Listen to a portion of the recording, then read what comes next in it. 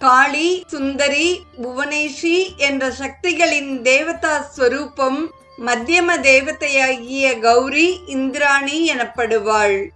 சின்னமஸ்தா தேவியை ரேணுகா தேவி என்றும் சிலர் கூறுவர். ஜமதக்னி முனிவரின் குமாரர் பரசுராமர். அப்பாவின் ஆணையால் ரேணுகா தேவியின் தலையை தன் கோடாலியால் துண்டித்து விட்டார். பிறகு சந்தோஷித்த அப்பாவிடம் அம்மாவையே வரமாக பெற்றார். மகாவிஷ்ணுவின் 6வது அவதாரமான பரசுராம அவதாரத்தின் சக்தியானபடியால் இந்த ரேணுகா தேவிக்கு சஷ்டி தேவி என்ற பெயரும் உண்டு.